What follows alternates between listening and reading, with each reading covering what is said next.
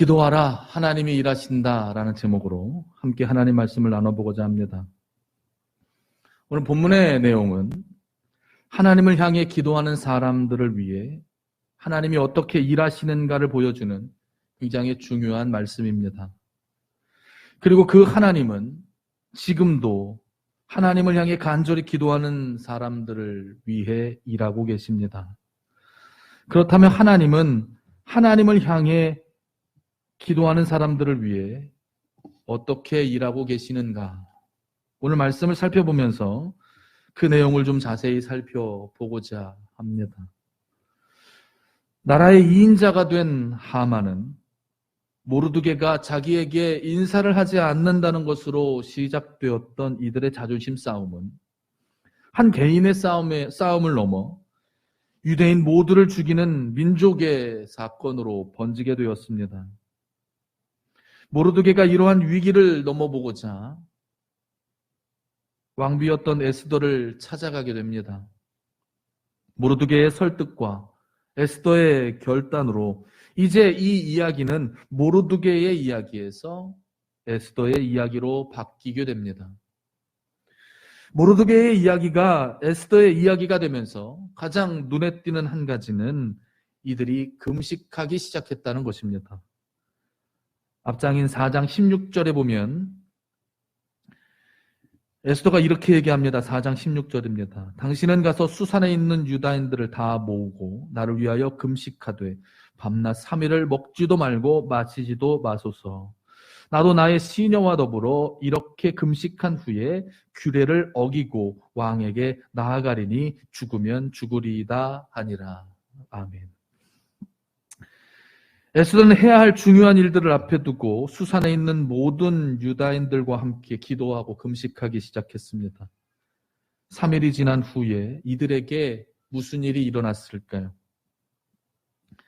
3일이 지난 이야기로 시작되는 에스더 5장은 이전에 찾아볼 수 없었던 하나님이 일하시는 모습들을 찾아볼 수 있습니다. 금식하고 기도가 시작되자 하나님이 일하시기 시작하신 것입니다. 그렇다면 하나님은 기도하는 사람들을 위해 어떻게 일하십니까?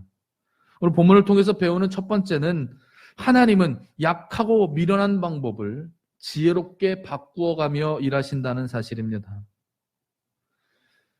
에스더가 민족을 어떻게 구했는지 그 방법을 보면 잘 이해가 가지 않는 몇 가지가 있습니다. 첫 번째는 그녀는 왜 곧바로 왕에게 모든 사실을 말하지 않았는가입니다.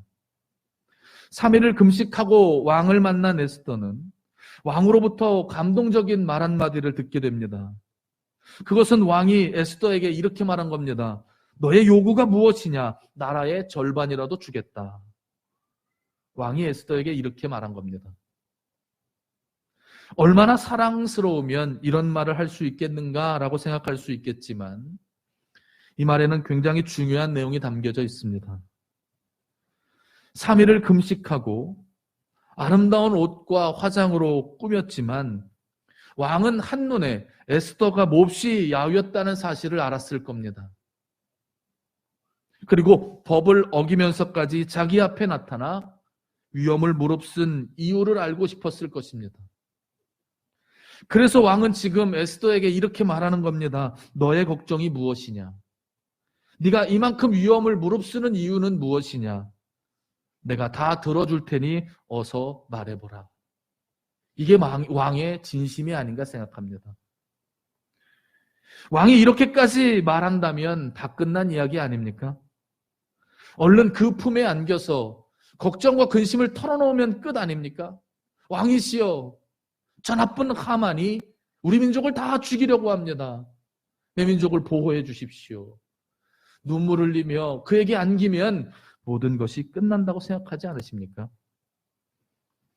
그러나 에스더는 곧바로 자기를 걱정하는 왕을 향해 속마음을 내놓지 않았습니다. 그리고 그가 이렇게 말합니다. 왕이시여, 당신을 위한 잔치를 준비했으니 하만과 함께 오십시오. 여기서 이해가 되지 않는 두 번째가 등장합니다. 에스더가 왕에게 민족의 어려움을 이야기하고 고난을 슬픔을 이야기하기를 마음먹었다면 왜 원수인 하만을 함께 초대했는가입니다. 왕과 둘이 잔치를 벌이다가 좋은 때가 되면 속마음을 이야기하면 되는 거 아닙니까? 여기서 더 이해가 안 되는 세 번째가 등장합니다. 하만과 함께 잔치를 벌이던 중에 왕이 에스더에게 다시 이렇게 이야기합니다. 너의 요구가 무엇이냐? 나라의 절반이라도 주겠다.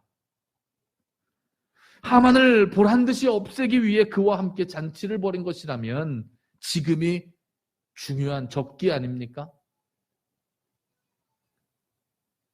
그런데 에스더는 또 이렇게 말합니다.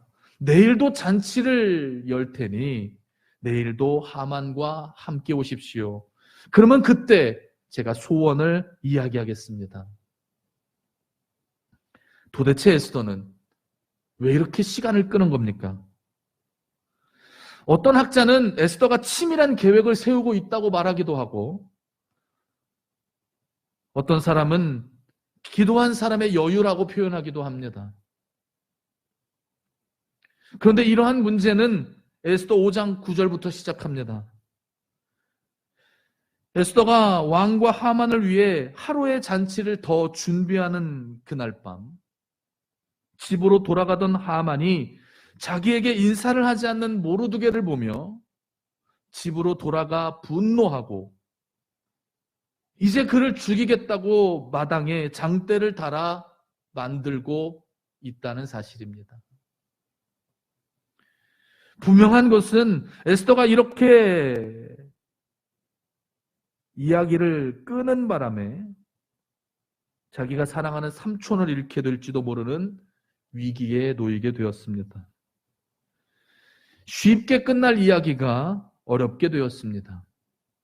아무도 다치지 않고 깨끗하게 끝날 이야기가 소중한 사람을 잃어버리는 지저분한 이야기가 되었습니다. 유다인을 모두 살릴 방법을 찾은 것이라고 생각하는 사람이 있다면 모두를 다 살리고 사랑하는 삼촌을 잃는 것이 옳습니까? 스스로는 지혜롭다고 생각하는 방법이 어쩌면 가장 미련한 방법이 되었다고 저는 생각이 듭니다. 괜한 여유를 부리다가 망하게 된 이야기다라고 저는 생각이 듭니다. 여기서 저는 이런 생각을 가져봅니다. 기도하고 선택하면 지혜로운 선택이 됩니까? 기도하면 없던 지혜가 생기고 기도하면 훌륭한 생각들이 떠오르며 기도하면 모든 일이 생각한 것처럼 잘 풀립니까? 에스더의 이야기에서만큼은 그렇지 않습니다. 에스더는 기도해도 미련했고 에스더는 기도해도 최악의 선택을 했으며 그녀는 기도해도 뜻대로 일이 풀리지 않았습니다. 그녀는 기도해도 생각하지 못한 일들이 일어나 위기를 맞았습니다. 그렇다면 우리는 왜 기도해야 할까요? 에스더의 이야기가 우리에게 주는 메시지는 분명합니다. 기도하면 하나님이 일하시기 때문입니다. 오늘 본문 6장 1절은 이렇게 시작합니다. 그날 밤에라는 단어로 시작합니다. 여기서 말하는 그날 밤은 어떤 밤입니까?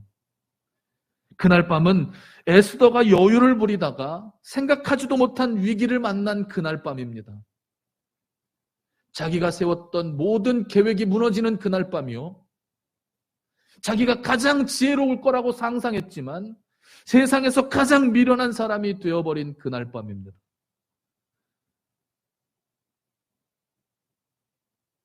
완벽하게 준비했다고 생각했고 틀림이 없을 거라고 믿었지만 그날 밤에 한순간에 무너지게 되었습니다. 하지만 반대로 그날 밤은 하나님이 일하시는 밤입니다. 모두가 깊은 잠을 자고 있는 그날 밤, 심지어 이 모든 일을 준비하고 계획한 에스더도 잠을 이루고 있던 그 밤에 하나님이 일하시기 시작한 겁니다. 하나님이 어떻게 일하셨습니까? 그 다음 절에 보니까 이렇게 시작합니다. 6장 1절 뒷부분입니다. 왕이 잠이 오지 아니하므로. 왕이 잠이 오지 않았다라는 말로 기록하고 있습니다. 그리고 그날 왕이 신하들에게 역대일기를 가지고 와서 읽으라고 명령합니다. 신기한 것은 그 신하가 가지고 와서 읽은 역대일기에는 모르드게가 왕을 죽이려던 사람들을 고발해 왕을 살린 이야기가 담겨져 있었습니다. 그리고 왕은 그런 모르드게에게 상을 내렸느냐라고 묻자 신하들은 아무 일도 아무것도 보상하지 않았다고 이야기합니다. 어떻게든 모르드게에게 상을 내리고 싶었던 왕은 밖에 누가 없냐고 사람을 찾기 시작합니다. 그런데 이상한 건 그 밖에 하만이 있었던 겁니다. 분노하며 집으로 돌아갔던 하만이 어떻게 왕의 뜰에 서성이고 있었을까요? 하만은 그날 밤에 모르드게를 죽이겠다고 광장에 장대를 높이 달았습니다. 그리고 그 장대에 자기가 미워하는 모르드게를 달고 싶어서 그날 밤에 왕을 찾아간 겁니다. 그리고 왕에게 허락을 받고 싶어서 왕의 뜰을 서성이고 있던 그때였습니다.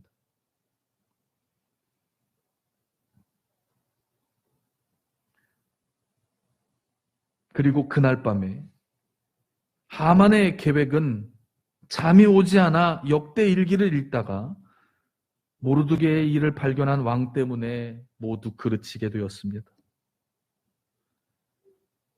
기도해도 지혜롭지 못할 수 있습니다. 기도해도 모든 것이 뜻대로 되지 않을 수 있습니다. 생각하지 못한 일들을 만나서 일이 뜻대로 되지 않는 것처럼 보일 때도 있습니다. 열심히 기도해도 우리는 여전히 약하고 열심히 기도해도 여전히 우리는 미련합니다. 오늘 새벽에 저는 시편 23편을 읽으면서 이런 이야기를 했습니다. 하나님이 목자가 되시면 약해도 부족하지 않을 수 있다. 제가 예배를 시작하면서 읽은 본문입니다. 하나님이 여호와가 나의 목자시니 내게 부족함이 없으리로다 그 말입니다. 약하면 부족합니다. 없으면 부족합니다. 모자르면 우리는 약해집니다. 그러나 성경은 하나님이 우리의 목자가 되시면 약해도 괜찮다고 말합니다. 지혜롭지 못해도 괜찮다고 말합니다. 우리의 뜻대로 일들이 진행되지 않아도 된다고 우리에게 말해주고 있습니다. 하나님이 우리의 목자가 되어주시면 말입니다. 그렇습니다. 기도하면 나는 약해도 괜찮습니다. 기도하면 나는 지혜롭지 못해도 괜찮습니다. 기도하면 나는 강하지 않아도 괜찮습니다. 다 가지지 않아도 이길 수 있고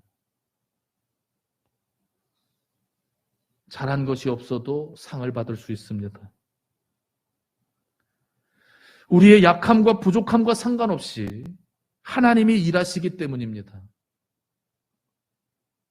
하나님이 우리의 약함과 지혜 없음 뒤에서 여전히 일하고 계십니다. 세상에서 가장 미련하고 세상에서 가장 연약한 방법을 들어서 쓰고 있다 할지라도 하나님은 모두가 생각하지 못한 그날 밤에 하나님의 방법대로 일하십니다. 우리는 에스더가 왜 그렇게 시간을 끌었는지 알 수 없지만 무슨 목적으로 그러한 일들을 행했는지도 알 수 없지만 한 신학자는 이 사건을 이렇게 말하고 있습니다. 하나님이 에스더를 통해서 이러한 일들을 미루시게 하신 까닭은 그때까지 하만이 자기가 매달려 죽게 될 장대를 만들기 위한 시간을 주기 위함이다. 이렇게 표현하고 있습니다.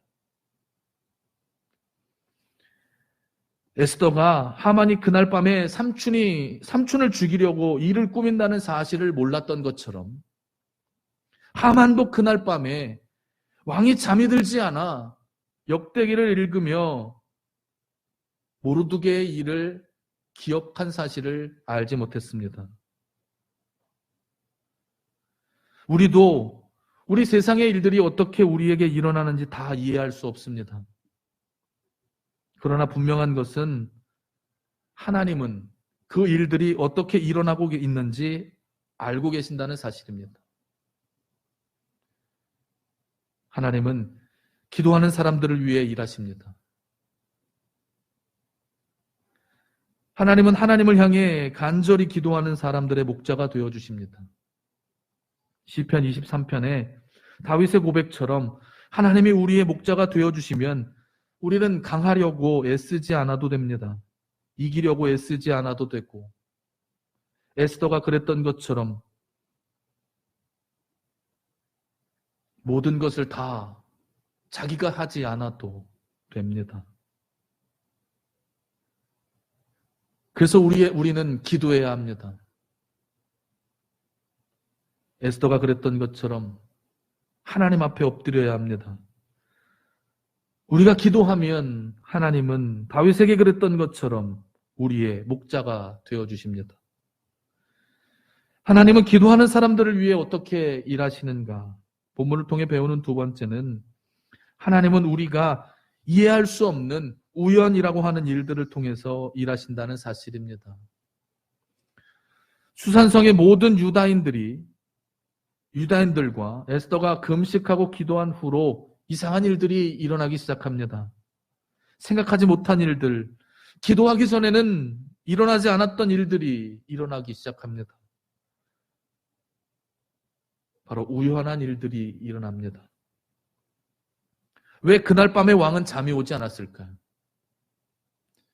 왜 잠이 오지 않은 왕은 지루한 역대 일기를 가져다가 읽으라고 했을까요? 그리고 그 많은 역대 일기 중에 신하는 하필 모르드게 일기를 가지고 와서 왕에게 읽어주었을까요? 우리는 이러한 일들이 왜 일어나는지 이해할 수 없습니다. 우연히 일어났기 때문입니다. 우리는 에스더에서 이렇게 우연히 일어난 일들을 주목해 보아야 합니다. 그리고 분명히 알아야 할 것이 있습니다. 그것은 위기에 빠진 유다인들을 살려내고 모든 문제를 해결한 것이 에스더의 지혜와 준비가 아니라 우연히 일어난 일들 때문이라는 사실을 알아야 합니다. 오히려 에스더가 준비한 대로 일이 진행되면 모든 일은 숲으로 돌아가고 맙니다. 그러나 우연한 일들이 그에게 일어나면서 이 이야기는 끝내 해결되고 맙니다. 에스더를 읽으면서 사람들이 착각하는 것은 에스더가 얼마나 훌륭한 사람인가, 그리고 얼마나 대단한 결심과 지혜를 가지고 있는가에 대해서 배우기를 원합니다. 그런데 이러한 것에 초점을 가지고 성경을 읽다 보면 성경이 우리에게 말하는 것과 전혀 다른 것을 받아들일 때가 있습니다. 그리고 그러한 성경은 더 이상 우리에게 아무런 의미가 없게 됩니다. 우리가 그렇게 성경을 읽으면 성경이 우리에게 의미가 없어지는 이유는 우리는 에스더처럼 아름답지 않기 때문입니다. 주변을 돌아보십시오. 왕비가 될 만큼 예쁜 사람이 있습니까? 우리는 에스더처럼 지혜롭지도 못하고 에스더처럼 높이 올라갈 만한 사람도 우리에게는 없습니다.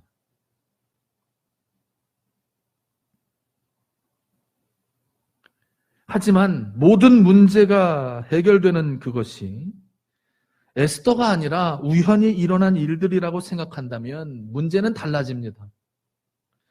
또한 그런 우연한 일들이 모두 하나님이 기도한 사람들을 위해서 베풀어 주신 은혜라고 믿는다면 이 이야기는 완전히 달라집니다. 우리가 기도하면 우리에게도 우연한 일들을 경험할 수 있습니다. 하나님이 준비해 놓으신 에스더 삶에 에스더 본인도 모르는 사이에 일어났던 이 우연한 일들, 그것을 우리도 경험할 수 있습니다. 에스더처럼 예쁘지 않아도, 에스더처럼 지혜롭지 않아도, 높이 올라가는 힘을 갖지 않아도 우리는 이러한 모든 일들을 경험할 수 있습니다. 언제 경험합니까? 기도하면 경험할 수 있습니다. 기도하면 우리도 능력의 사람이 될 수 있습니다. 기도하면 우리도 지혜의 사람이 될 수 있습니다. 기도하면 우리도 승리의 사람이 될 수 있습니다. 이것이 성경이 우리에게 말해주는 이야기입니다. 에스더가 훌륭한 게 아닙니다. 에스더가 지혜로운 게 아닙니다. 에스더가 그럴 만한 사람이어서 그런 게 아닙니다. 에스더가 기도했기 때문입니다. 이제 말씀을 정리해 보려고 합니다. 에스더가 큰일을 감당할 수 있었던 것은 그녀가 엄청난 결심을 했다거나 엄청난 지혜와 철저한 준비를 가지고 있어서가 아닙니다. 에스더가 모든 일들을 잘 해낼 수 있었던 것은 그에게 기도가 있었기 때문입니다. 기도하면 하나님이 일하십니다. 기도하면 하나님이 우리의 목자가 되어주십니다. 비록 우리가 지혜롭지 않아도, 비록 우리가 훌륭한 계획을 가지고 있지 않아도, 비록 우리가 철저히 우리의 인생을 준비하고 점검하지 않아도 하나님은 우리를 선한 길로 인도하십니다. 우리가 기도하면 하나님은 우리가 알지 못하는 그 순간에 하나님의 방법으로 우리의 일들을 지혜롭게 바꾸어 놓으십니다. 세상에서 가장 미련한 선택과 미련한 일들을 세상에서 가장 지혜롭고 훌륭한 선택으로 바꾸어 내십니다. 지난주 살펴본 것처럼 믿음으로 결단하십시오. 그리고 오늘 말씀처럼 결단했다면 기도하십시오. 그러면 하나님이 여러분의 삶에 어떻게 일하시는가 경험할 수 있을 것입니다.